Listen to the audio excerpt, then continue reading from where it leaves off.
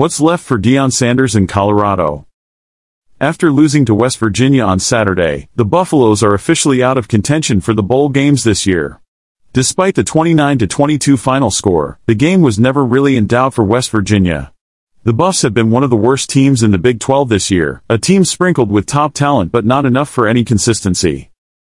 The promise of Deion Sanders was in recruiting, the greatest athlete of maybe any generation, tough as nails, incredibly charming and slick, with a preacher's gravitas walking through your front door and promising to turn your kid into an NFL star. He proved out this theory with his first big coup, flipping #1 high school football recruit Travis Hunter from Sanders' alma mater Florida State to his first coaching job at Jackson State. It was a splashy arrival, but it still didn't totally change the fact that the Deion recruitment fantasy fit more with the college game of 20 years ago than today's. For as flashy and ahead of his time as Sanders was, he has always been a conservative, Christian man, and this conservatism is never more apparent than in his comments about NIL. He views NIL as both softening the game he loves and also teaching young men the wrong lessons about what they should value. He's not completely incorrect about it, but like many other bad faith critics, he tries to turn a labor issue into a morality play. Making money has never made anyone a better person, but that doesn't mean you shouldn't pay them.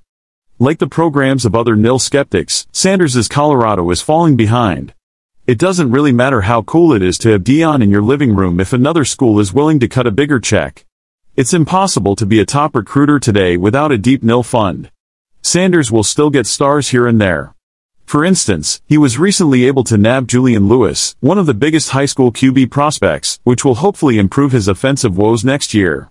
But the Buffs are also bleeding recruits constantly, and a few scattered stars don't make a great football team, and no matter how many dogs talks you give, you can't change the calculus when one team is bigger than your team.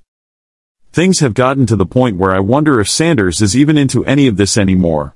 His year has been plagued from the start, from blood clots to bladder cancer.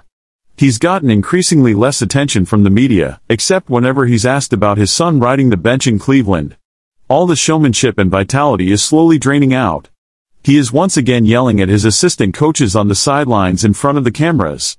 We've already read a bit about the culture in the Colorado locker room. Sometimes it's nice just to have a job, particularly to stay active and fight off the creeping shadows of irrelevance, but that can't be the only reason to stay. And I will never buy that an NFL team would hire him, or that he would even want to do it. Deion is not the CEO coach. What he's good at is the motivational, inspirational, political side of college coaching. What he hasn't seemed to figure out is how to empower the people who work for him and how to deal with college football's changing landscape. If he plans to stick around, he'll have to figure it out soon. This sport has left bigger men than him behind.